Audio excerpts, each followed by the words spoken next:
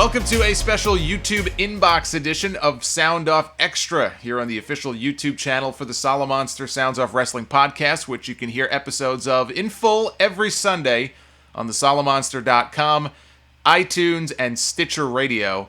And we do a mailbag segment on the podcast that you can always send questions to me for. The Solomonster at gmail.com is the email address for that. And if you like what you hear, you can support the Sound Off by making a PayPal donation on the Solomonster.com. You'll see the PayPal box on the right-hand side. I've been meaning to do this for a while, very backlogged with questions, so I said, you know what, I have a little bit of free time. Let's get a YouTube inbox going, so I hope to do these on a more regular basis.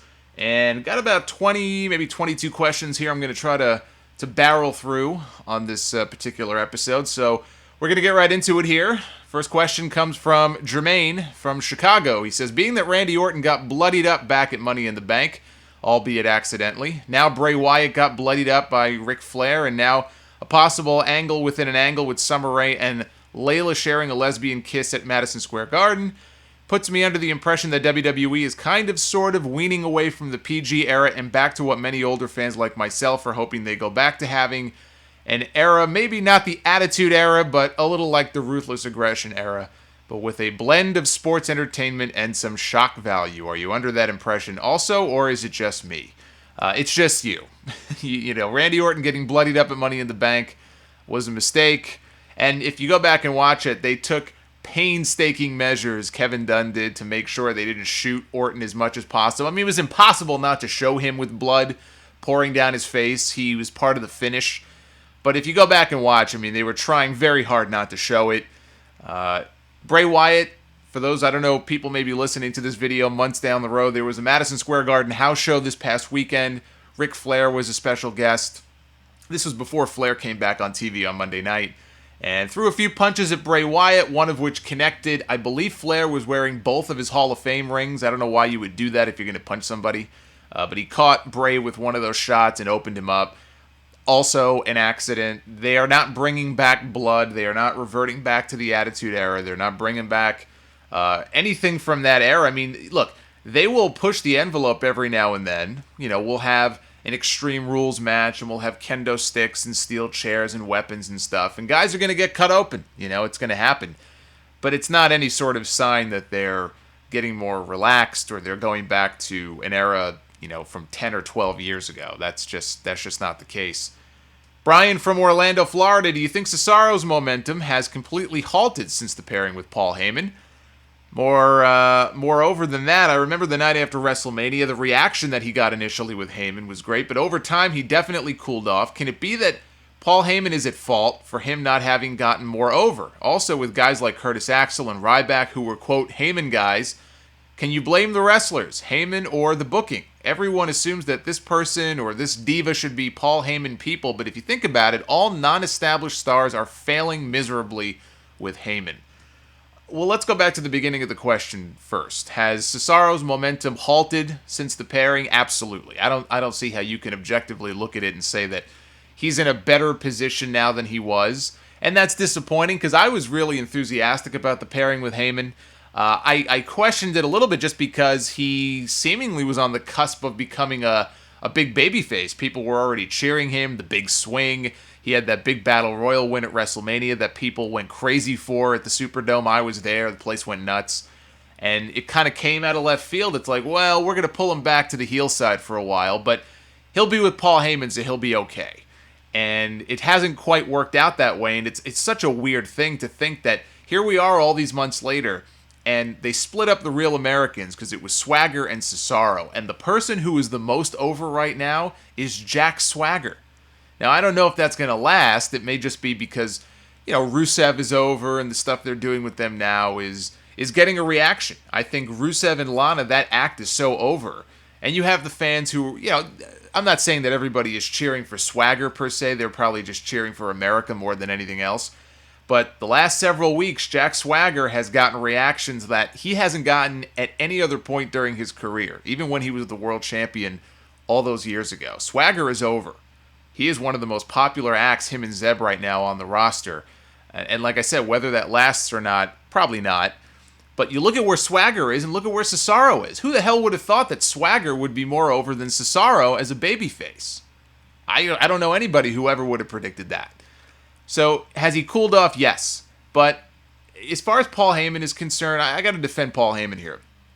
Because they put Axel with him, they put Ryback with him. True, they didn't get any more over. But how can you really blame Paul Heyman for that, would be my question. You know, they put these guys with Heyman who have already been just beaten down and beaten down and beaten down. And after a while, it just gets to a point where you're pigeonholed a certain way. People look at you as a jobber. Or just a low to mid-card guy who's not a big star. Or was a star but isn't anymore. And probably is never going to get back to that level. They completely botched whatever they had with Ryback. They put themselves in a corner with that whole thing when they beat him for the first time, and he was never the same after that. In fact, Ryback went on a streak, I would joke about it on the sound-off, of months and months and months of being probably more over than his push was at the time, because I couldn't remember the last time he had won a pay-per-view match. He went months without winning a pay-per-view match, and then finally they turned him heel, and they put him against Cena. And then, as is usually the case, Cena beat him at the end of the feud, and Ryback was pretty much dead when that was over. You could probably point that out a lot of different times with feuds that John Cena has been involved in, but that's a different question. So, is Heyman really responsible? I mean, can Heyman really be expected to, on his own, rehab these guys back to a position where people take them seriously? It's all in the booking. I mean, look at what they did with these guys after they put them with Heyman. Axel won the Intercontinental title, and if I remember correctly, he lost probably more than he won. He would go out there on SmackDown, and he would go out there on Raw, and he would lose. And he would lose some more, and he would lose some more. And Ryback, too. Ryback was not immune to losing. And they would show Heyman with his head in his hands like he was disappointed. How can Heyman do anything about that? When you put these guys with him, and you're still treating them as jobbers, and you're beating them week in and week out, you can only expect so much from Paul Heyman. Paul Heyman can't change the outcome of the matches, right? So how much of that blame can you lay on Heyman? I mean, he's laid a few eggs recently, but I don't know that I would put that on his doorstep. I think more often than not, if I had the choice of taking somebody who isn't quite at the main event level, they're missing something, they don't talk well, but they've got something. This guy's going to be a star. They just need that little extra something. Paul Heyman is the guy that I would think of. Put the two of them together. That's what they did with Brock when they brought Brock in back in 2002. Brock was probably going to be a big star anyway, but he was brand new. Nobody knew who he was. He was a shitty talker. Heyman is exactly what he needed to help elevate him to that next level. So I think that's the perfect role for Paul Heyman to be in. You can't just take a job guy and expect that by putting them with Paul Heyman, he's got the Midas touch, all of a sudden the guy's going to be worth gold. If that were the case, they could have put fucking JTG with Paul Heyman. Or Kurt Hawkins. There's a reason they didn't do that, thank God. Paul from Ireland. I have noticed in recent years, Bret Hart within the internet wrestling fans' minds has gone from being the best ever to being bashed. While it could be said Bret does say some things in interviews that may make people roll their eyes, there's no denying that he is one of the best, if not the best. Shawn Michaels is one of the best as well, but I think in recent years, Bret has been seen as number 2 to Shawn. I love HBK, but if you look back at them both when they were on top in their prime and when they were mid-card and undercard acts in their early years, there's no denying Bret is superior. I do think WWE tends to go with HBK in this regard. Just wondering if you think Bret's legacy has gotten a bit of a bashing with regards to a lot of these shoot interviews and things that he has done. Bret Hart, when he does interviews, has a tendency to talk about himself very effusively. He talks about himself in glowing terms, and probably rightfully so. Look, I was a Bret Hart fan when I was younger. You know, Bret was carrying WWE on his back, I would say, in 93 and 94, and even 95. 95 was a shitty year for Bret Hart. I mean, I know he won the belt at Survivor Series, but look at what he did for the rest of the year. They put him in feuds with Bob Backlund, which was probably the worst match that Bret has ever had at WrestleMania. They put him in a feud with Hakushi, who was great, and they actually had a really, really good match at an In Your House pay-per-view that year, but Hakushi was never pushed as a major threat or a major guy. It was a demotion for Bret. He kind of moved down the card to work with him, but then he worked with the Pirate, Jean-Pierre Lafitte, also not a bad wrestler, but you know, Isaac Yankem, Jerry Lawler's fucking evil dentist. I mean, 1995 was not the best year for Bret. But still, he would go out there and have these really good matches. He had some more matches that year with Owen. And, for that period, he was carrying that company on his shoulders. And in 96, they went with Shawn. And they put it on Shawn, right? Bret went away for a while. He took a vacation. Shawn was going to carry the company. He was going to be the champion. And I think they're very similar in that Shawn also went out there. He had great matches with a lot of guys. He brought Kevin Nash to the best match of his career. He had maybe Mick Foley's best match, like pure wrestling match of his career.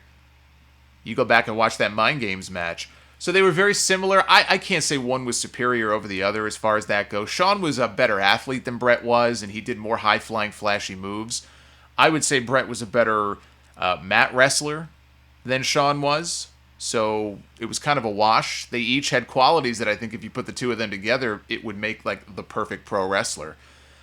Does Bret say things that tarnish his legacy? Yeah, probably. Like I said, he talks very highly of himself. It's one thing for me or you to say to somebody else, hey, I think you're the best of all time. But when you turn around and you say you're the best of all time, people read into that as, hey, this guy's got a big ego. He's got a big chip on his shoulder.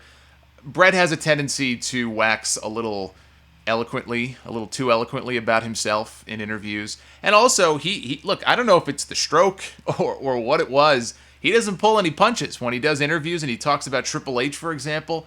He does not like Triple H. They're on amicable terms now, but he does not like Triple H. He does not think very highly of Triple H as this all-time great performer.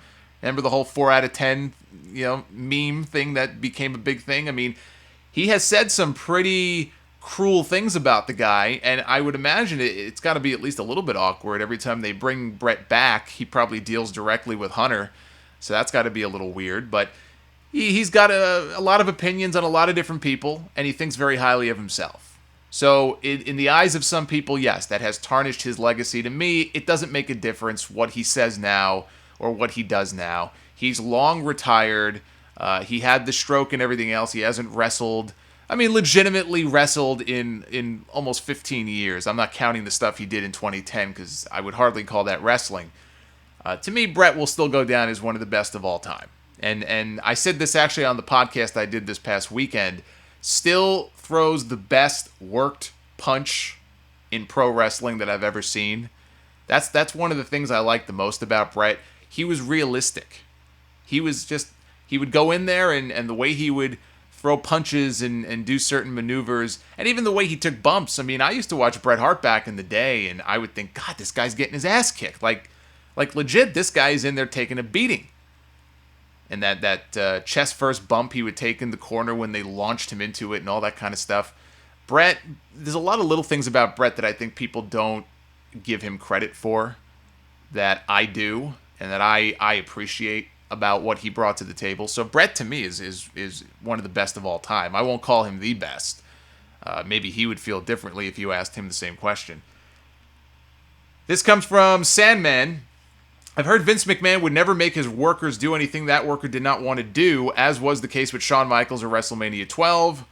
With Owen Hart, if he wanted to not do the stunt at Over the Edge, was there any thought on Vince trying it himself or rehearsals done on that night before the pay-per-view? It's possible Vince did. I mean, I never read anything about, they had a whole lawsuit and a court case and everything else. I don't think that Vince did it himself. It just never came up. And it goes back to the whole thing, who's responsible, whose fault is it? And Bret said that Owen didn't want to do it. He probably didn't. You're up 80 feet in the air, being lowered from the ceiling, especially if Owen was afraid of heights. I don't know if he was or not. Shit, I wouldn't want to do it either. But the thing is, he did it before. Some people forget about this. That wasn't the first time that Owen Hart was being lowered from the ceiling. I think even a few weeks before that, he was doing the Blue Blazer character on TV, and he was being lowered from the ceiling then, no different than he was going to be that night. So if he had a problem with it, he should have said something about it, and it's too bad that he didn't if he felt like his job were at stake. Because that's what's been said. Owen didn't want to speak up. He didn't want to rock the boat. He didn't want to jeopardize his spot on the card. I just think that's so sad because here's a guy who was a veteran. He had been part of that company for so many years. I know he wasn't like a world champion. He wasn't a main eventer at that time. He was wrestling that night for the Intercontinental belt. But he was on that roster for so long and such a tenured guy that you would think in his mind that he would have, enough cachet to go over to Vince or whoever and say, listen, you know what? I don't feel comfortable about this. I don't want to do this. So if we can change it, if we could do it a different way. And by all accounts, he never said a word. At least not to Vince or anybody else. Maybe he did to his brother, but that to me is what makes that whole thing so sad, is that all that had to happen was, if he was that worried about it, just tell Vince McMahon or Vince Russo or whoever's idea it was, I'm not doing it. Because I don't think they would have fired him. I mean, really, would they have fired Owen Hart if he said, no, I'm not doing the stunt. I'm not letting you lower me 80 feet from the ceiling? I find it very doubtful that they would have. Maybe they would have punished him some other way, but I don't think he would have lost his job over it. Sandman also says, King of the Ring 1994. I saw in a recent Botchamania clip, they had Gorilla Monsoon, Randy Savage, and Art Donovan on commentary, with Art almost bashing wrestling and asking Gorilla, do you enjoy this? Just wanted to know if you could shed some background on this and what the original plan was. The original plan was exactly what you saw on television. It was Art Donovan, who was a big star in the NFL, and I could be completely wrong about this, but I want to say he played for the Baltimore, maybe it was the Colts back in the day. I know now it's the Ravens, but he was a local sports celebrity, long retired, and they wanted a local sports celebrity to be brought in to do some color commentary with Monsoon and Randy Savage. So they brought in Art Donovan, who clearly knew nothing about professional wrestling, had no business being there. He came off as this very affable, almost like childlike, because he was blown away by the whole thing. I remember watching, one of the tournament matches that night. It was like probably Mabel and somebody else. And he just couldn't believe that you had these two wrestlers in the ring who weren't in the same weight class. He goes, how is this even allowed? This guy weighs so much more than the other guy, and how much does this guy weigh, and how much does that guy weigh? IRS came to the ring, how IRS used to be dressed. He goes, hey, he looks like a businessman. It was funny, but it was also cringeworthy, and I'll never forget, during the pay-per-view at one point, Monsoon and Savage, more so Monsoon, you could tell Gorilla just was fucking fed up with this guy. Randy Savage at least tried to be respectful. After a while, Monsoon just completely ignored every question he was asked. He pretended like he didn't even exist. So at one point, they have a live shot of the announcer sitting at ringside, and you see all three of them. And the camera very slowly zooms in on Monsoon and Savage, and they completely crop Art Donovan out of the shot. It was pretending like he wasn't even there. Now, why they didn't just send somebody out in between matches to give the guy the hook and say, thanks, okay, this is good, and just bring him backstage, I have no idea. The only thing I could think of is Vince McMahon was not there that night. I think to this day that might be the only pay-per-view that Vince ever missed. I think he was having neck surgery, and so he missed the show. He wasn't there. So I don't know who was in charge. Maybe because Vince wasn't there, they felt like, well, we can't pull this guy because if Vince finds out that we did that, he won't be happy. I don't know. I don't know why you wouldn't send somebody out there to give that guy the hook. But it was exactly what it was supposed to be. It just, the guy didn't know jack shit about wrestling. It was embarrassing, but it was also kind of funny. So if you've never seen or heard Art Donovan's commentary, people have put together funny kind of compilations of all of his greatest quotes from that night. A very famous night at the King of the Ring in 1994. I would definitely seek out those videos and take a listen. Rodrigo from Brazil, do you think AJ Lee is overrated? I absolutely think she got huge rubs by interacting with the likes of Cena, Punk, Bryan, Kane, and Dolph, but nowhere did I feel she was outclassed by any of them. You could argue that any diva would have gotten over by working with those guys. AJ has talent, and she's managed to make a gold mine out of what she has been given, but do you think she is overhyped? I don't think so. I mean, what's overhyped about her? Do they go out there calling her the greatest diva of all time? I've never heard them say that. She's this pint-sized little warrior who goes out there and kicks ass and has, quite frankly, a finishing submission hold that is far better than most of the finishing holds that a lot of the male main event guys have. I'll take AJ's Black Widow over whatever the fuck that STF is supposed to be that John Cena does any day of the week. There's nothing about John Cena's STF that looks even remotely devastating. AJ Lee, her move looks devastating. Some of the other women, too, have used submission holds recently. Emma We don't get to see her on TV very often these days, but the Emma lock, that looks painful. There's nothing about John Cena's move that looks painful. So I think she's a good wrestler. She's got a few different moves in her arsenal.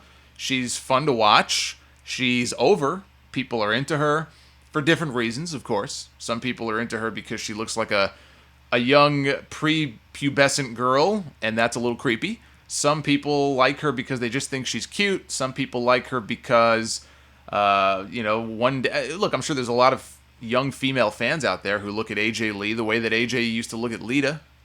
The famous shot of AJ when she was younger meeting Lita and then crying and all that. Probably a lot of young girls out there who see AJ as this tiny wrestler who says, hey, if she can do that, I can do that. So she's got a big following. I think she's got over 1 million followers on Twitter or something like that. I mean, so does Zack Ryder, so I guess that doesn't really mean much. But overrated, I wouldn't say she's overrated. I think she's probably one of the best divas that they have ever had.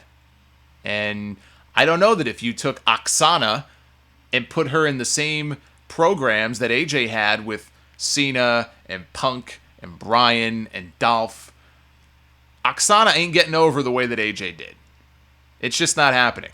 So I wouldn't say she's overrated. Andrew Sieber, what are your thoughts on WWE doing an NXT road tour, having them do smaller venues so people who don't live in or near Florida can see the new talent? I think it would be good and bad. It would be good because I think if those guys were able to go on a real tour and go all over the country, it would kind of give them that experience that wrestlers used to have when they would work different territories, because they weren't just working in one place. Like if you worked in Florida, after a while you can leave and go to Texas, and after that you can leave Texas and go to California or Portland or New York or wherever. I mean, Stampede up in Calgary. There were tons of different places back 20, 30, 40 years ago, and it just doesn't exist like that anymore. So I think it would be good for them in that respect to perform in front of different crowds instead of the same people all the time. But I know why they don't do it, and it would be bad because if they leave Florida, then they're not able to be at the performance center. And they have their drills, they have their classes, they have to be there at a certain time every day, every morning. They do their training. So they have to keep it close to home, or else it becomes a major expense, which is the other aspect of it. They're cutting costs like crazy. Supposedly, Vince McMahon wants them to trim up to $20 million from their budget, which is going to be coming from a whole lot of different places. They can't even really afford right now to take those NXT guys and put them on the road to other places. So I just think right now it would be a bad idea.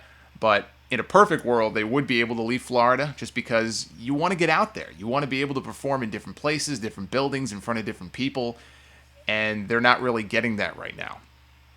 Zach writes in, if you had the ability to go back in time and change one main event, or one event, I should say, in pro wrestling history in either WWE or WCW, which event would you change? How would you change it? And why? I wish that if I had the ability to do so, I could go back to 2007 and stop the Benoit stuff from happening. I think that's the easy answer. Who wouldn't? Who wouldn't want to go back in time and stop, Benoit from doing what he did? 3 lives were lost in that whole thing, including a kid. So you could talk about Owen Hart and all of these other horrible things that have happened in wrestling, but if I could go back in time and change one event, that would be it. Marco from Jersey, with you being my favorite podcaster, I was wondering who, if any, were your favorites to listen to, wrestler and non-wrestler included. I don't have a whole lot of time to listen to podcasts, which is kind of funny being that I do one. The ones that, like the wrestler ones that I listen to, I'm a big fan of Steve Austin when he interviews people. I remember listening to Austin when he first started his show, and listening to him now, he's improved a lot. And he's actually a pretty good interviewer. What I like about Austin when he interviews people, and this is what bugs me about other people who do interviews, and I try not to do this on the occasions when I do interviews, is they'll ask a question, and it could be a really interesting question that people would want to know the answer to, but for whatever reason, the guy, the person you're interviewing is kind of dancing around it, or he's taking a long time to get to the point, and then he gets cut off, or he loses his train of thought, and then they move on. And you never get the answer to the question.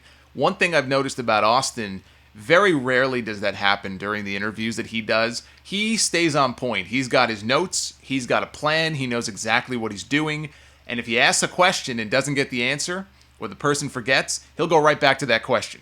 And he'll remind, and the person's like, oh yeah, right, I forgot. And then they'll give you the answer you're looking for. It's a small thing, but I really like that about his interview style. I've listened to Jericho's interviews. I can't say that I listen to Jericho's podcast a lot. A lot of the stuff that he does and the singing, and I'm not a fan of that. But he's done some good interviews. As far as non-wrestler podcasts, I mean, the good thing is if you're a wrestling fan and you're into podcasts like video, audio, whatever, you're in heaven because you have this endless supply of wrestling podcasts. I mean, there's so many out there. I hate to leave out, there's a lot of good ones out there. Some of them I've even, appeared on before. But PWR, Pro Wrestling Report, Wrestling Soup. I mean, there's a lot of shows out there that are fun, that have big followings, and they're good people who host them. I mean, a lot of the those guys I've met before, or I've been on their show, or I've interacted with them. Not all of them, but they're great. They're great guys, and it's awesome. So you've got plenty of options out there. The Sound Off, of course, being one of them. Let's not forget that.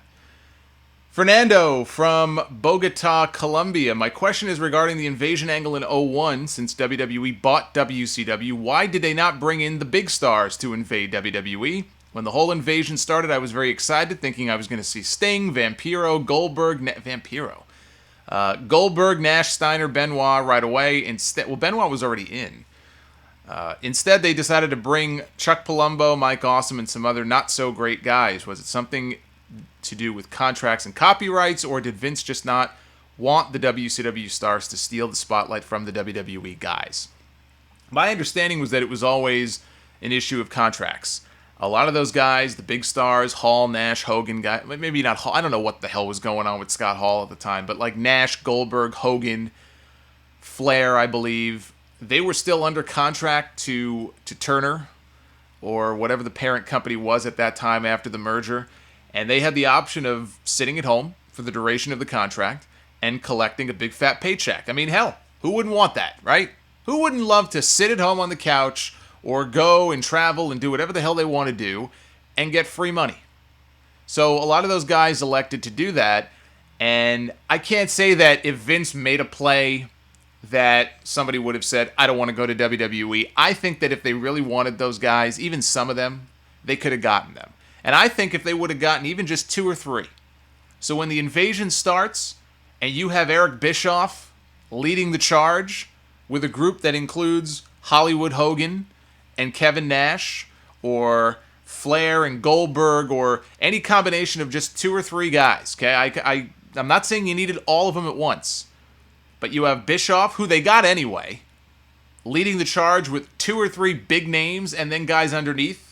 And they already had Booker and DDP, so you bring them in as well. That right there, I think, would have given them a good core of named WCW talent that people would have been able to buy into, and that would have gotten people excited. Excited as all hell, and I really, I've said this before, and I'll say it again. I look back now on the invasion, and you could say that compared to what we have now, the invasion was great. They still had more star power back then than they do now. And that's true. They had a lot more star power in 01 than you'll find in wrestling today. But they botched that thing so bad. That was supposed to be the holy grail of wrestling angles. The big invasion, WWE against WCW.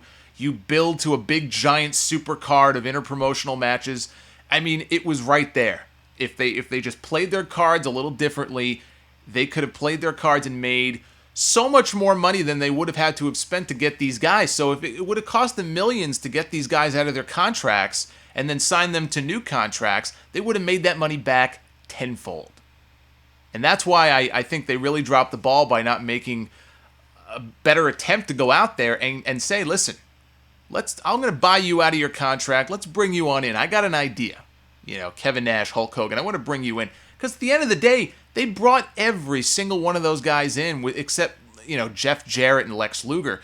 They brought, and Sting, but they brought in Hogan, they brought in Hall, they brought in Nash, they brought in Bischoff, they brought in Flair, they brought in Steiner, they brought in Goldberg. They brought every single one of those guys in anyway. Some of them only a few months later. So all it would have done was just speed up the process, pay a little bit extra, bring them in. You have to have a good idea. If you've got that idea, you're made. And you could have ridden that thing out until 2002. You build to a big super card at WrestleMania 18 of all or mostly, WWE versus WCW type matches. Goldberg versus Austin. I mean, there's so many possibilities that you could have built to. And they dropped the ball. They completely fucked up that whole invasion. Even the stuff that they did right, that was cool and exciting. July 9th, I'll never forget it. That was the episode of Raw when Paul Heyman left the booth and he aligned with the ECW guys, and the ECW guys all turned on the WWF guys. They beat up Jericho, they beat up Kane, right? Rob Van Dam and Tommy Dreamer made their debut that night. Guys like Taz and Raven and the Dudleys were already under contract. They turned their back on the WWF. And all of a sudden, standing in the ring, led by Paul Heyman, was ECW. Now imagine if they had brought Bischoff in to lead in a group of WCW guys, and you've got a three-way war. WWE, WCW, ECW. ECW is kind of the renegade group. They come and go. They cause havoc, and chaos and all that kind of stuff. And what did they do an hour later when they did that angle? I mean, as a wrestling fan, I was on cloud nine. An hour later, they merged the WCW and ECW guys, and they had Stephanie McMahon come out as the new owner of ECW. And that was it. That was the beginning of the end. That was it, because that's not what people wanted to see. When people in their mind visualize what an invasion one day might look like, they weren't envisioning it as Stephanie McMahon is the owner of ECW, and they're just a bunch of guys, a giant faction. That's really what it became. It just became a big stable that was mostly filled with mid-card guys. Let's be honest here. I mean, talented guys, but Billy Kidman and Hugh Morris and, what was his name? Canyon and guys like that. That wasn't what people were interested in the invasion for. They wanted big names and big stars, and they wanted to see those dream matches that they never got. Booker T wanted him bad enough. He, I think, got out of his contract and he came over, and DDP did the same thing, and look what they did to DDP. Look what they did to Diamond Dallas Page. He's running away from The Undertaker. It wasn't even a match that they had at the King of the Ring that year. He's getting beaten up on TV by The Undertaker's wife. He's the stalker. He's going through The Undertaker's home, sniffing his wife's panties. This is Diamond Dallas Page. This is their grand idea for DDP, who ended up as a European champion, and then he had to retire because of a back injury. I dare anybody to tell me that they handled the invasion exactly as it should have been handled. That was WWE's fault. They made a big, big mistake by not going harder after those guys, getting some of them in, because they all ended up coming over anyway, and by then, it was too late. Andrew from Winchester, Kentucky. If the WWE Network launched during the Attitude Era when wrestling was hot, do you think it would have had the number of subscribers they want it to have? No, I don't. And I think that there's this misconception that because the Attitude Era was so successful and wrestling was so hot, and people were buying up merchandise like crazy, all the t-shirts, Austin 316, the NWO. I mean, they were selling like gangbusters. But the thing is, a lot of those new fans that came in were casual wrestling fans. They were not fans who were interested in going back and watching old episodes of Saturday Night's Main Event and Clash of the Champions, which is another aspect of this. If you're going to run a network, you've got to have more than just a library of WWE material. So at the height of the Attitude Era, we're talking 98, 99, maybe 2000. They don't own the WCW library. So all that WCW footage and the NWA footage and the AWA footage, ECW, which was still in business barely, but they were still around, they don't have any of that footage if they launched this network back during the Attitude Era. All they have is their own shit and not much else. So the amount of content they have is tiny compared to all the hundreds of thousands of hours of stuff that they have now. Most of which they still haven't put on the network, but that's a different story. But a lot of those wrestling fans who came in, I call them wrestling fans, they weren't really wrestling fans because a lot of them left, when wrestling wasn't cool anymore and guys like Austin went away and Rock went away to do movies and stuff. A lot of those fans disappeared. And then when WCW died, a lot of those fans disappeared. Maybe they gave WWE a chance and then they fucked it up and they said, the hell with this, I'm out, peace out. And they never came back. And WWE, ever since, has been trying so hard to get those fans to come back. It's not going to happen. They've moved on. It's been years. So as popular as they were at that time, you asked me, would they get the numbers they're looking for now? To make the network work, I think the number is like 1.4 million subscribers to break even. Originally, the break even, according to WWE, was 1 million. And then the last investors call, all of a sudden that number went up to 1.4 million. I guess because the costs involved in starting up the network were greater than they had anticipated. So all of a sudden that break-even number, which was going to be tough to hit this year, went up. So now all of a sudden that you have this humongous number. And here's the thing to keep in mind, and here's why this never would have worked. What's going to make the WWE network successful, if it is successful today or next year, whenever, hopefully they break even. I want the network to do well. I subscribe to the network. I enjoy it. I think that they're mishandling it. I think there should be more content on there. There should be more original content. They're not doing any of that. There was stuff that they started adding months ago, shows from like AWA and World Class that haven't been updated in months. They just stopped. There's stuff in their library. People want to go back and follow week by week, almost like it was back in the day. They can't do that because they put a couple of shows up and they stopped. So I don't know what the hell they're doing with this network. But the key to make this network successful are the pay-per-views. If you take the pay-per-views away, this thing is already a complete flop and a failure, and it's never going to work. Because what we've seen so far is that if the demand was there for all of this old school content, if you had 1 million people out there who wanted to watch old Saturday Night's Main Event, okay, and old ECW pay-per-views, they would already be at 1 million or pretty close, and they're not. So they had to put those pay-per-views on the network. They had to basically kill their pay-per-view business if they had any shot of making this network a success. If you go back to the Attitude Era, they were doing so incredibly well, like in 99 especially. I think 99, I would say, was the peak year business-wise for them in the Attitude Era. Their pay-per-views were hotter than any other entity except boxing. Every now and then when there's a big boxing fight, boxing will always beat out wrestling, even today. But they were doing gangbuster business on pay-per-view. So what you're saying is, if they launched the network back then, it would be without the pay-per-views. So without the pay-per-views and without any of the tape libraries that they got ownership of later on, what do they have? What kind of network is that? It's not much of one. And they're not going to get anybody subscribing to it.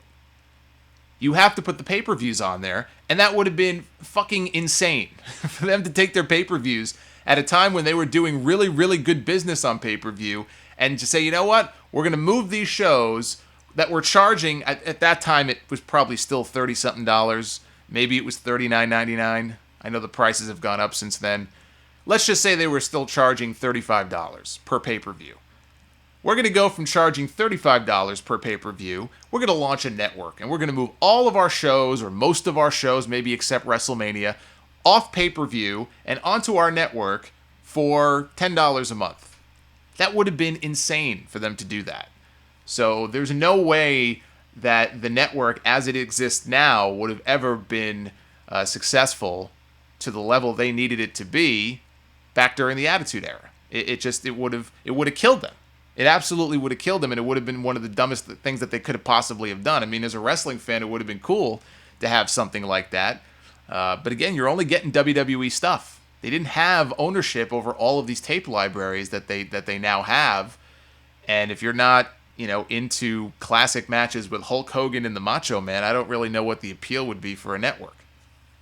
James from Staten Island. Why is it now that the cities WWE visits with a rowdy and defiant crowd who actually cheer their favorites and boo who they dislike are referred to as smart cities? Why is it considered a negative for wrestling fans to go to a wrestling show, to actually enjoy the program the proper way? Even if I'm watching a show and it's good, if the crowd is dead, it doesn't come off as great. But when a crowd is really into a show, it can make that show memorable.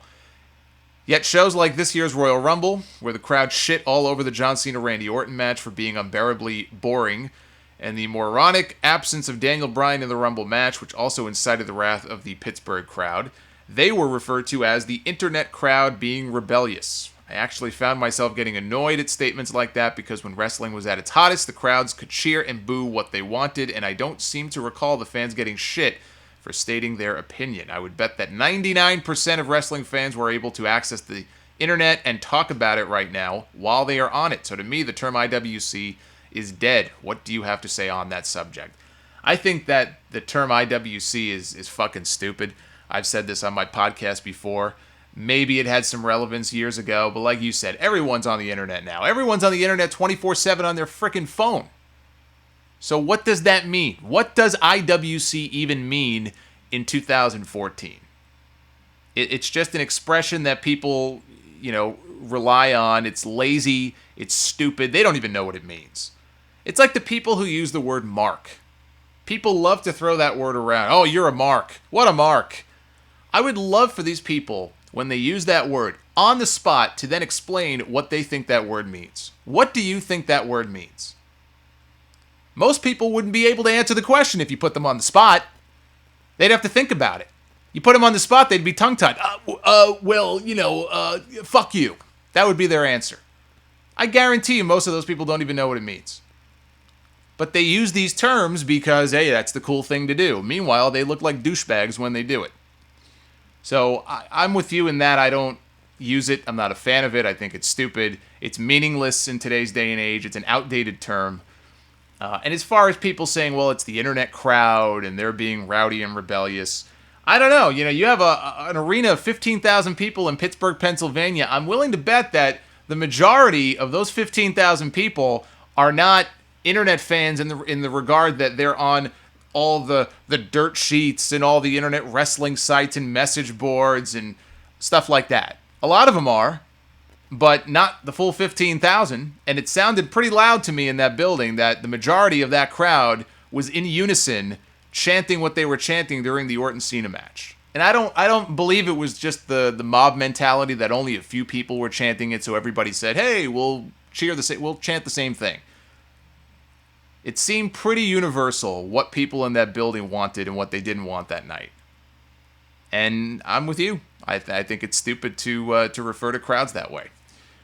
David from Sacramento, I used my 1-week trial of the WWE Network to watch one of my favorite stories in history, Oh, here we go again. The Invasion. Now, I know the end game was to have Team WWF win, but for the most part, it was WWF versus WCW. ECW, while part of the alliance, plays second fiddle in the storyline. Do you think it would have been okay to see the ECW Championship brought in for this? I feel it would have worked for a good secondary story. Rhino versus The Rock or Kurt Angle could have been good main events on Raw or SmackDown. Rob Van Dam was super over at the time, and even main evented No Mercy. It would not have hurt to have RVD have his first run that way. As for the belt's endgame, I could see a WWF guy getting it while RVD or another ECW guy became the hardcore champion and unifying the belts at Survivor Series. No, that's a stupid idea. They did not need more titles. It was confusing enough when they had all the WCW belts, and they ended up unifying, I think, didn't they unify the tag belts and maybe something else? And I think they had the Cruiserweight belt, but there was also like a WWF light heavyweight belt. And they had the hardcore title. WCW had a hardcore title, although I don't think they ever brought it in or recognized that one in WWE. Maybe they did at the beginning. Maybe they merged them. Too many belts. Even today, one company, too many belts. You don't need an Intercontinental and U.S. champion the way they treat those titles. They treat those titles like shit. And now, I'm recording this, and the Battleground pay-per-view is this Sunday. Wade Barrett got hurt. The Intercontinental title is vacant. They're going to crown a new champion. They've done a good job of building up the Battle Royal and how important it is for people. They want to be the champ. I guarantee, and everyone's emailing me, oh, do you think that this is the beginning of a new era for the Intercontinental title? They're putting a lot of emphasis on it. Give me a break.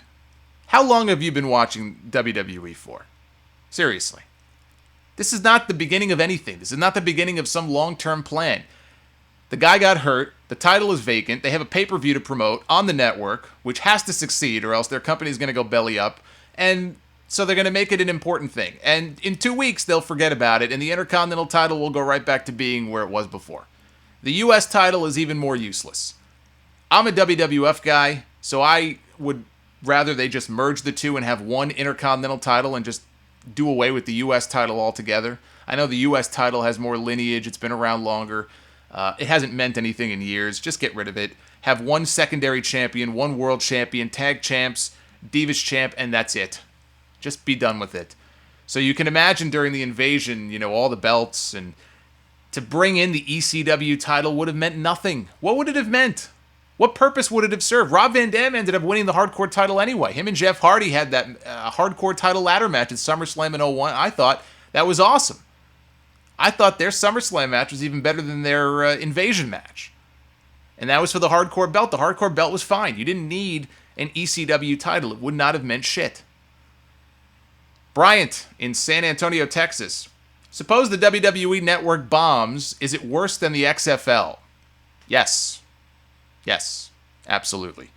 The XFL, I want to say that at the end of the day, Vince lost something like $30 million. Some people say it's not that high. NBC took on most of the risk. Let's say he lost $30 million, even if it was that high. That's still nowhere near the money that they've pumped into this network. And if the network is a failure and they cut bait and it just ends up going belly up, and I hope that doesn't happen, they've already put a lot more than $30 million into this network. A lot more. And all the resources, they've had to fire people. I never heard about people getting fired after the XFL bombed. Didn't really have that kind of effect on WWE business. You didn't have people getting cut. You didn't have departments having their budgets slashed. So yeah, I would say the network bombs, then that's going to be a much bigger deal than the XFL. Donnie from Pittsburgh. Am I the only one who feels that Bray Wyatt is overrated on the microphone? His promos are not particularly well written. They're a confused mishmash of metaphors and symbolism that never adds up to much. Whenever he's done talking, I never have any idea what he just said or what he was trying to get across. He also changes his accent and inflections randomly, and I find it very irritating. I think a lot of wrestling fans praise his promos just because he's trying something different, even if he's not very successful. What do you think? It's funny, I get this question. I'm doing this video the day after an episode of Raw where Bray Wyatt did a promo on the Titantron and Chris Jericho was in the ring. This is before their first match, which is coming up on Sunday. And the crowd, for the first time during a Bray Wyatt promo that I can remember, was chanting boring. Now, were they chanting boring because they thought the promo was boring, or were they chanting boring because they wanted him to shut up and just actually come out into the arena and fight Jericho? That I don't know. Let's assume they were chanting boring because they were bored by the promo. That's the first time I've heard people say that. And I can only guess that a lot of what he says and the way he says it, it all kind of blends together. Now, if you pay attention to a Bray Wyatt promo, I think there's a lot of Jake the Snake Roberts in him. And it doesn't surprise me because I think Jake even said that, or I read somewhere that Jake has called up Bray Wyatt before. They've spoken. I can only imagine he's given him some tips and pointers. Who better to get some tips from than Jake the Snake Roberts when it comes to wrestling promos? I only wish that he really truly had his shit together, because I think if he could work with WWE in a real official capacity, even if that meant going on the road or going down to the Performance Center and working with guys on promos, I don't know that he's there. I don't want him to, fuck up any progress he's made with DDP and all that, but he could be a real asset, I think, to that company. And so anyway, I think Bray has a certain style of promo that people are either into or they're not. If people are not into these low-talking promos that use big fancy words they've never heard before, and he's trying to tell a story that these people just don't understand, the natural reaction is to tune out and start chanting boring. Now, this is the first time that's happened. This is not some sort of epidemic where people are rejecting Bray Wyatt promos. Normally, when I watch a Bray Wyatt promo and they keep the crowd noise in the background, and I actually wish they wouldn't do that all the time, but they seem to do it with every single promo these days.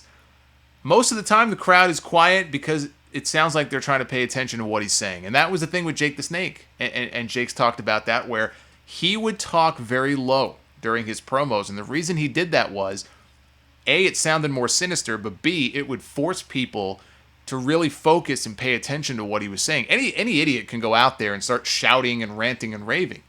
But when you talk low, people have to lean in a little bit more and they have to really pay close attention to what you're saying. Maybe that just doesn't work today. I don't know. It seems to be working okay for Bray. He had, one bad night. I don't think he's overrated at promos at all. There are some promos that, when he's done, I have no idea what he was trying to say. More often than not, I do, by the end of the promo, get the story that he was trying to tell. And I don't know how much control over his own promos he has. If they kind of give him a sense, okay, here's what today's segment is going to be about. You've got your match with Jericho coming up.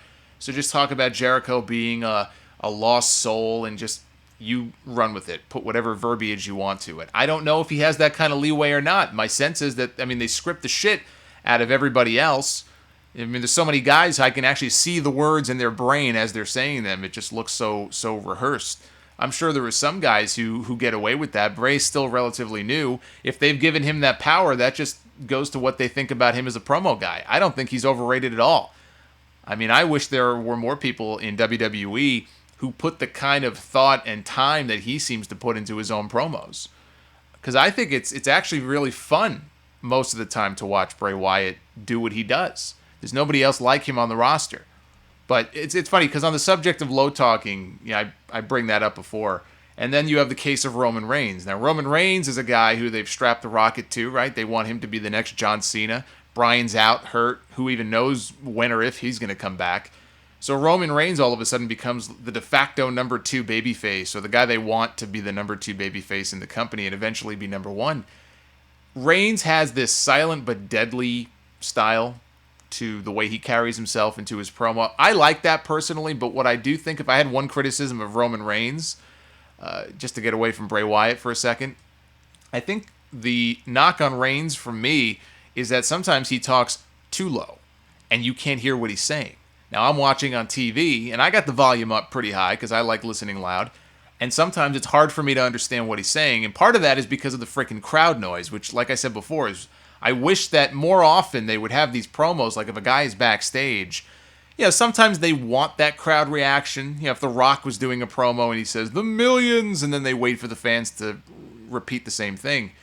But if you could just have a guy backstage who's cutting a serious promo and it has nothing to do with the crowd, just cut the fucking crowd noise out. Do you really need people in the background? And the stupid thing that they do, the production team does, and it's got to be a Kevin Dunn thing, and it annoys the shit out of me, where in the middle of every single backstage promo, I don't know, this started like a year ago, maybe 2 years ago, every single backstage promo now, at some point, we have to cut to a camera in the arena, and we show the backs of people's heads as they're watching the promo. Half the time, of course, they're not watching the promo. They're looking in the camera and they're waving. They're looking at their cell phone. They're talking to the person next to them.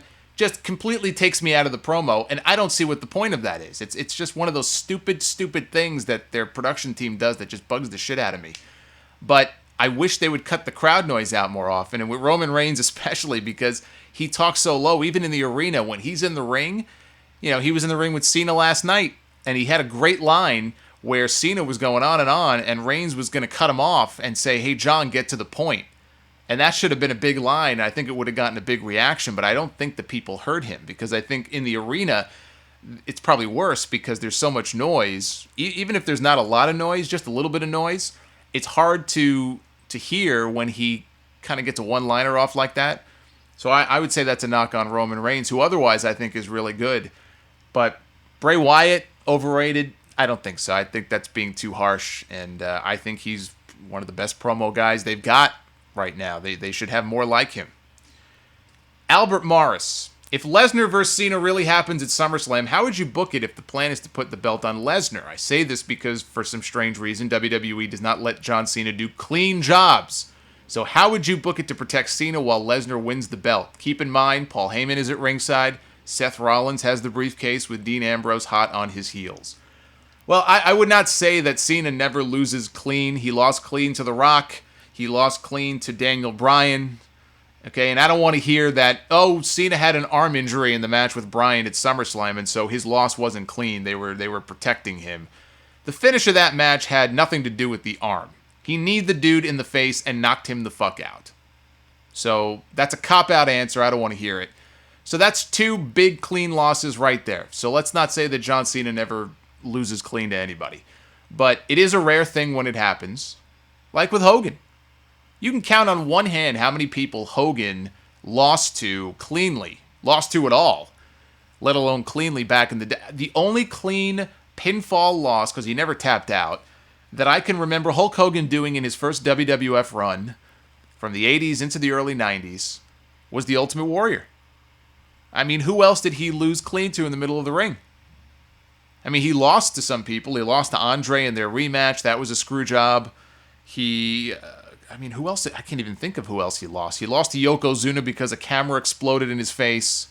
Couldn't even lose to Yokozuna clean on the way out. So let's not say that John Cena is the worst offender when it comes to that. But I would say, as far as how I would see the match going, just an idea. But why not have Rollins try to cash in while the match is actually in progress? You know, maybe it's no DQ, like the first Cena-Brock match when Brock came back at Extreme Rules, and you play off the finish of that match. John Cena has him beat with an attitude adjustment on the ring steps. He lays out Brock with it again. He's about to win. People are like, most people are probably going out of their mind praying for Brock to kick out. So he goes to win, and people think, oh God, they're going to do the same finish again. And all of a sudden, Rollins runs in. He clobbers Cena with the briefcase. Right? There's no rule that says you can't cash in during a title match. We've never seen it happen before, I don't think. So Brock's already out. Cena's knocked out. Rollins is about to cash in. Ambrose runs in again to break things up before he can do the cash in.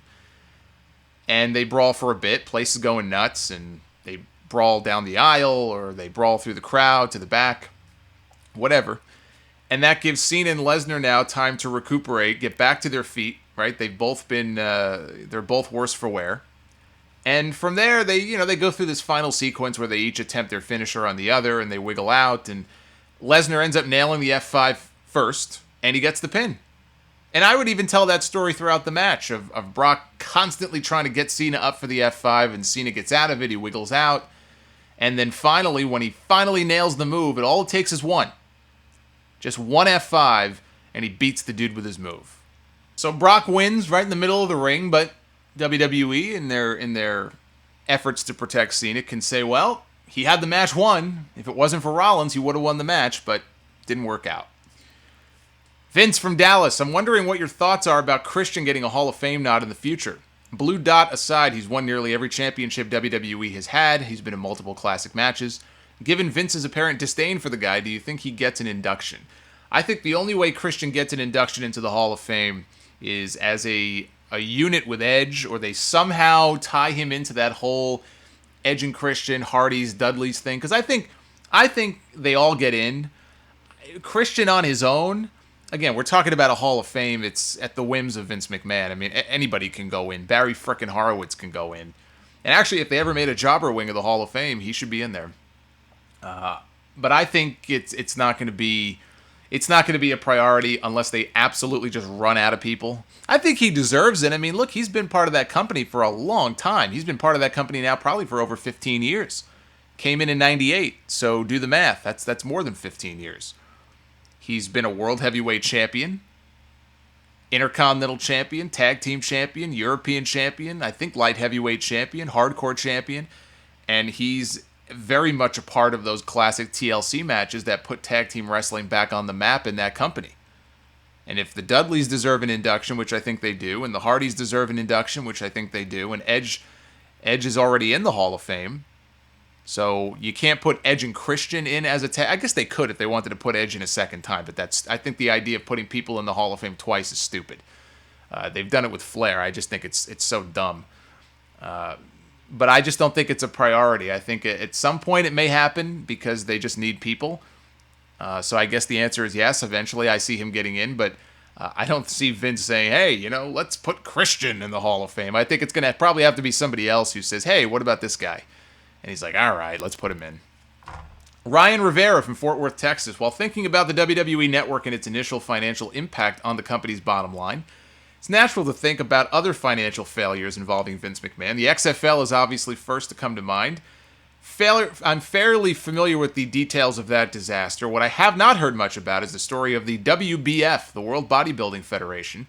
I remember seeing advertisements for an event in an old WWF magazine hyping the return of Lou Ferrigno. And if I remember correctly, this was a pay-per-view event. Was bodybuilding that big in the 90s that people were ordering events on pay-per-view? How did the WBF generate revenue? Did they have weekly or monthly competitions? How much of a financial blunder was this at the end of the day for WWE? Yes, the WBF. How can we forget? I remember reading that Vince lost around $15 million, I think, all told. They were a private company at the time. There's no way to know for sure, and I can't even remember where I read that. But I think it was around 15 million supposedly that they lost on that whole thing.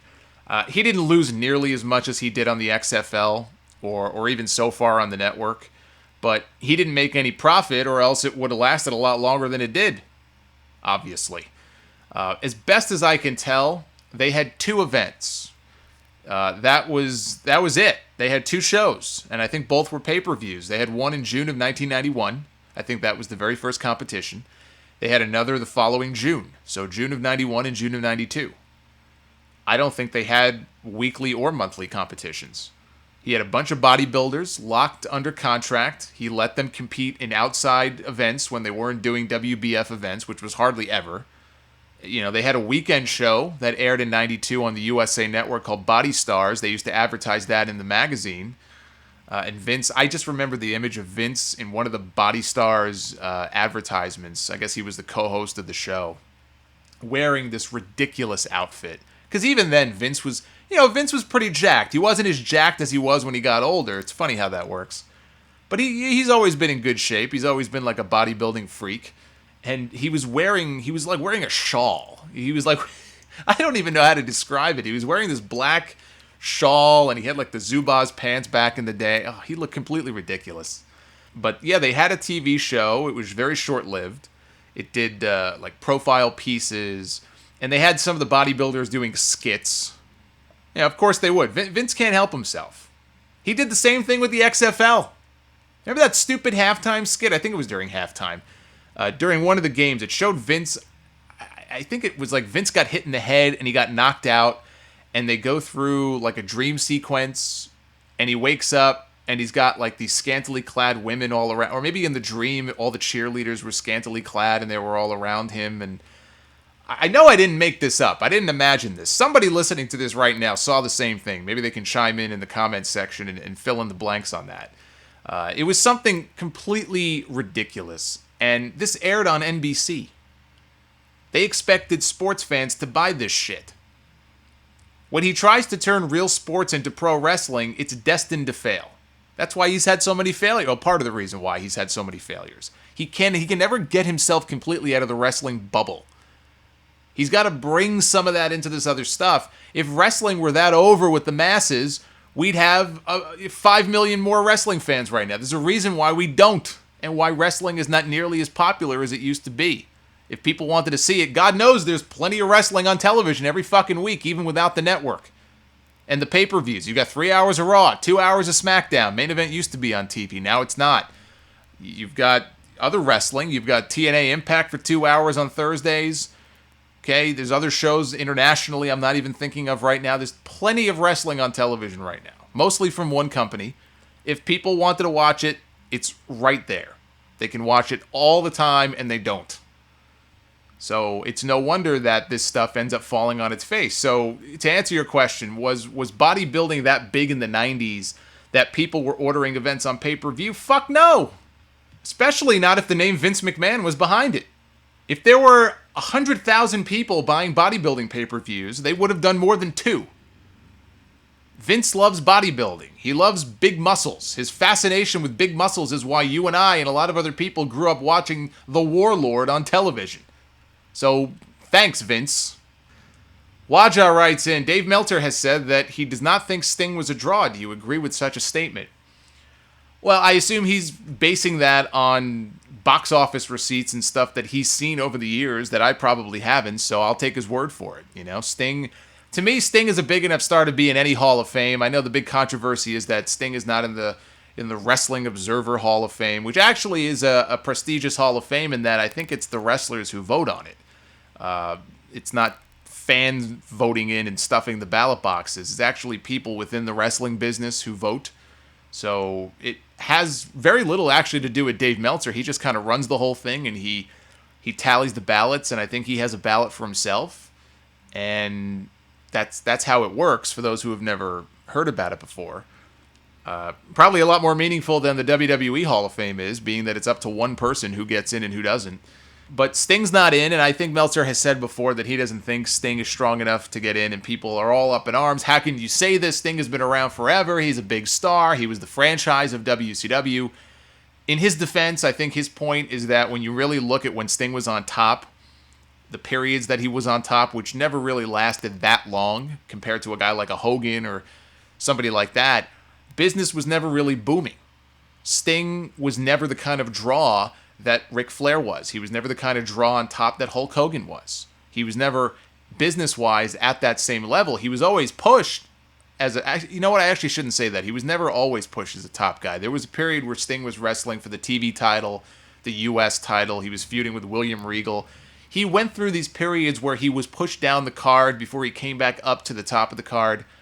So I think that's really where it comes from. So was he a draw? Was he not a draw?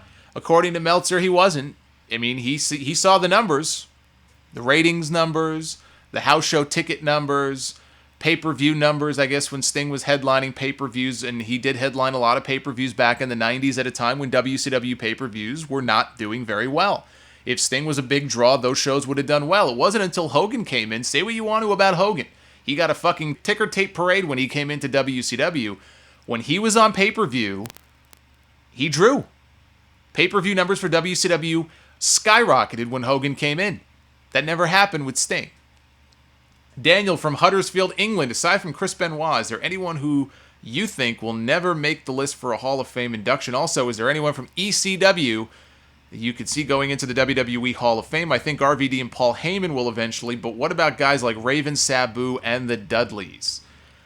Offhand, I don't know about anybody like a Benoit who would be excommunicated from the Hall of Fame. I mean, I'm sure there are guys who have done some horrible things or who have gone to jail for, rape and other horrible things like that who probably will not be considered for the WWE Hall of Fame. A lot of those guys, though, were not big stars, I don't think, in WWE. I mean, they were probably big stars elsewhere. So I can't think of anybody offhand. As far as the ECW guys are concerned, I think the Dudleys are going to get in eventually. Obviously, they have to get away from TNA. It's not going to happen while they're in TNA. They're going into the TNA Hall of Fame in October, which means nothing. But they will be in the WWE Hall of Fame at some point. They have to be. I think a guy that you didn't mention who I think could get a Hall of Fame nod at some point, he works for the company. So obviously they regard him very highly. And I was never a huge fan of his commentary. A lot of people are very upset when I say that. I just didn't think he was a great commentator, but I think he did a great job of carrying a lot of pay-per-views and a lot of shows on his own when he didn't even have a color guy. It was just him and him alone, and that's Joey Styles. Joey Styles was the voice of ECW, and so I think you've got guys like Gene Okerlund and Bobby Heenan and Gorilla Monsoon, and I mean, a lot of them were wrestlers. They turned into broadcasters, but you have broadcasters in the Hall of Fame. I think Gordon Soley, I'm pretty sure he's in the Hall of Fame. Jim Ross. I think Joey Styles deserves consideration as well for his work in ECW, and I think at some point he probably will get a Hall of Fame now. I don't think it's going to be anytime soon, but I think down the road I could see that. RVD for sure. Paul Heyman, absolutely. Raven, Sabu, they wouldn't be in my Hall of Fame. If I was running the WWE Hall of Fame, and I know they put guys from outside WWE in there, Raven, Sabu, Sandman, even, Taz I could go either way on, but those other guys, I don't see them going in, and I wouldn't put them in. Elliot in Houston, I was listening to some of the first sound-offs you recorded in 2007 and was wondering what are your thoughts about that year for WWE, looking back at it today with Cena's year-long reign is what he's saying, before getting injured. I guess that was when he tore his pec in that match with Kennedy. Undertaker and Batista's war with a great last man standing match at Backlash, the rise of Edge and Orton from Rated RKO to WWE and World Heavyweight Champion, Vicky Guerrero taking over SmackDown, and ECW Light with John Morrison and CM Punk. When I think of the year 2007, especially for WWE, that year will always be tainted by the Benoit stuff. I can't not think of the year 2007 and not think of what happened with Benoit. And if you hear any rumbling in the background, just as an aside, there's a thunderstorm outside, so just bear with me here. I can't think of that year without thinking about Benoit.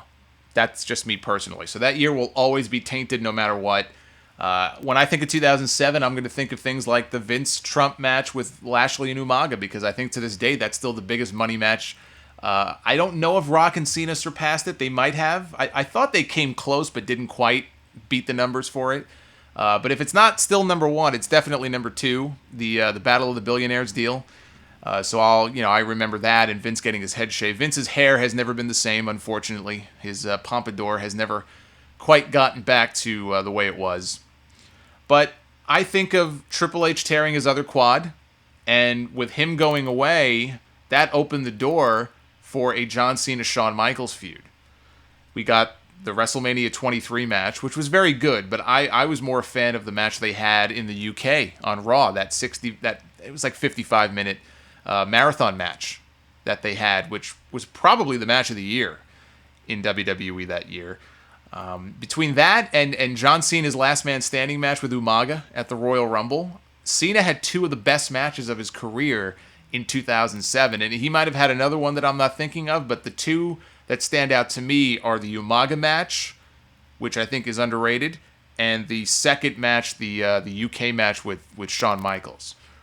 So when I think of 2007, that's what I think of. I think that year was very important in the ascent of John Cena as a main event guy in WWE. He was already a main event guy. He had some great matches, but I think those two were two of the biggest that he ever had. David from Sacramento, California, you always have something great to say about NXT. I think it's got to be your favorite show of the week. My question is this: various lower-level main roster members have appeared on the show mainly to put over the new talent. Natalya said on a WWE interview that facing Charlotte for the vacant title was the most important match she's had in years. Do you think one of the best things to eventually happen would have one of these main roster low mid-carders win the NXT Championship or Women's title in heelish fashion so that a rookie can be built up to save NXT? I know where you're going with that. I don't like the idea. I think the NXT titles should stay on NXT guys. You can bring in main roster guys like a Tyson Kidd. I love what they're doing right now with Tyson Kidd and Natalya. Tyson Kidd being this passive-aggressive heel. Clearly he's a heel, even though he's still kind of being portrayed as a babyface or thinks he's a babyface. So I love what they're doing with him, and even Justin Gabriel now is getting some TV time, and he's an underrated guy on that main roster. There's no reason to put the title on those guys, unless there's like a really good storyline reason for it. I don't think Tyson Kidd is getting the belt. He already had his shot. He blew it. There's no reason to put the belt on those guys, especially for any length of time. The point is to be giving these new guys a proving ground for themselves, and you put the belt on somebody and you see, can he run with it? Bo Dallas was champion for a long time, and before him, Seth Rollins was the champion. Big E was a champion. Now it's Adrian Neville. To put the title on, who are you going to put the title on? Tyson Kidd? You're going to put the title on Brodus Clay before he got fired, he was feuding with Adrian Neville. That horrible feud. I don't want to see the NXT title on a main roster person. I just think that's a big mistake. Ryan from Baltimore. This will be the last one here. I was watching an episode of Raw in 1995, and they were advertising that the band Fishbone was playing at WrestleMania 11. They never did. What happened?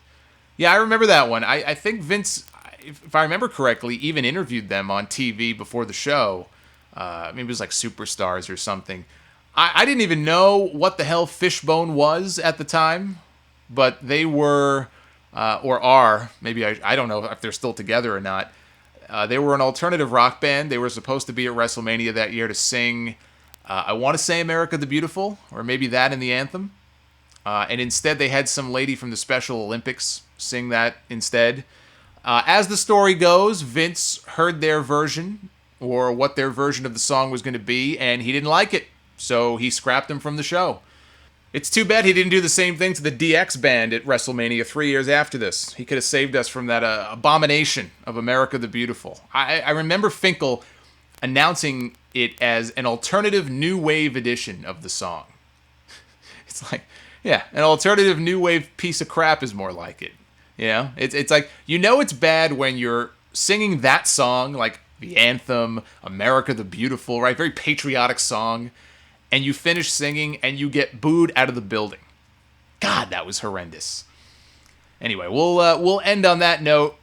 Keep sending in your questions for the mailbag for the main podcast or for future videos like this, the Solomonster at gmail.com. If you like what you heard, subscribe to this channel because I plan on doing more of these YouTube inboxes in the future.